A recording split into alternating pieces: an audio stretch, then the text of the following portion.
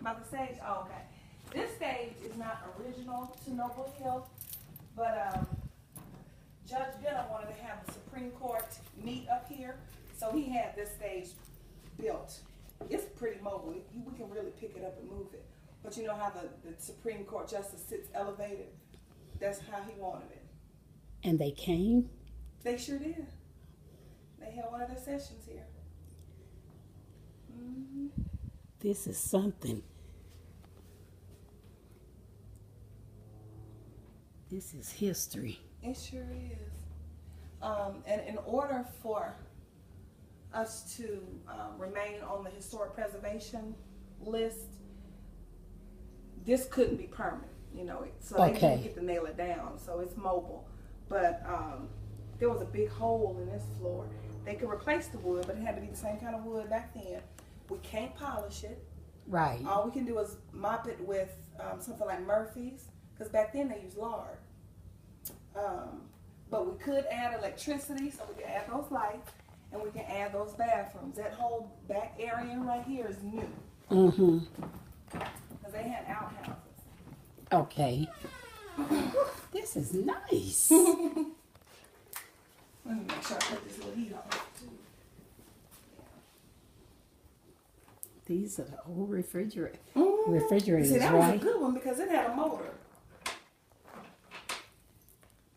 But we get a lot of people who donate stuff like this. Mm-hmm. And this is similar to the Mabel house. Is it? It's similar to the wood. It cost $30,000, the roof on the top of the Mabel house. I believe it. Because we just Because they had to keep it in the. the original form. Mm-hmm. Now, what about this wood? This is the original wood, right? Is. In the places where there wasn't a hole, it is the original wood. But if they did have to replace it, they had to use the same kind and the same kind of wood that they used originally, and be able to maintain its registry position. Mm-hmm. How old is this building? It was built in 1923. Let's walk to the other room. You want to go this way? Yeah. This was built in... 1923. Oh, okay. This was a picture from 1904, the old school. Mm-hmm. But this building wasn't built until 1923. How do you feel being a descendant? Of some family members? I feel great because I'll tell you the story of my daddy's mother. She died when Daddy was 6, so he barely knew her. I never knew her. And he told me that her picture was in here, but I couldn't remember where she was. And so, for some reason, there's a picture in this group that just kept calling my name. I didn't see any names, because you don't see the names right here. Then I found the names, and I counted down and found that the woman that was calling my name is my daddy's mother. Mm-hmm. And her name is Maddie Douglas, and she's on the back row in the middle with that hat on. And I see so much of my face in her. Okay. And then here's a picture of my mother's mother right here. Mm-hmm. And I mean, every time I look around, I see some kind of relative or somebody that I'd always heard of. And so people have asked me, you don't feel funny in there by yourself at all? I'm like, first of all, I'm an only child. I can be by myself. Mm-hmm. But second, I don't believe I'm by myself. You know, right. I feel in the company of my people. Well, my mother, her grandfather, who I didn't know it was her grandfather. Mm-hmm. She was the only living granddaughter, child, son, everybody living, and the William J. Scott School. And Coretta Scott, they started the Girls Club on Northwest Drive. And the family was a distant family anyway. To find out why they in our family business, the Scott family. So you related to her?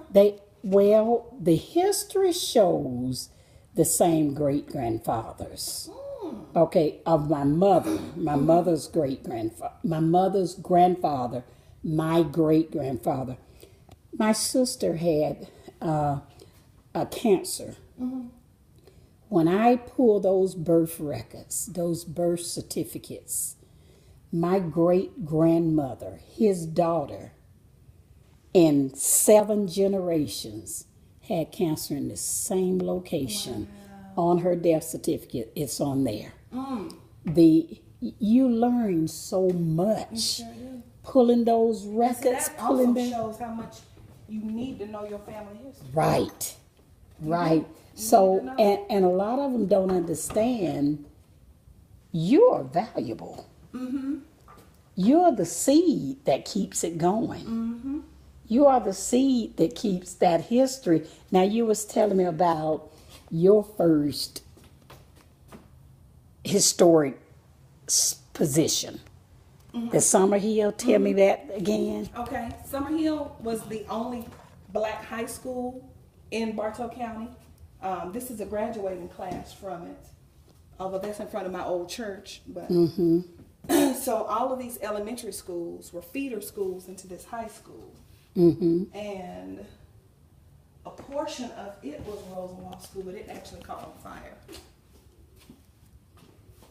That's the school? No, that was the portion of it that was a Rosenwald funded school. Okay. Summer Hill is huge. Let me see if I have a picture of it in here.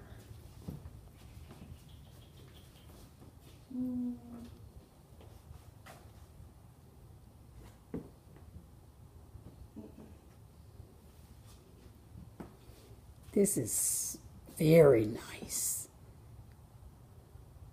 Miss Summer Hill went through K through 12. Okay. This just went to the 7th grade because it was elementary school. So after they left here, they went to Summer Hill. So would Rosenwald, right? Rosenwald?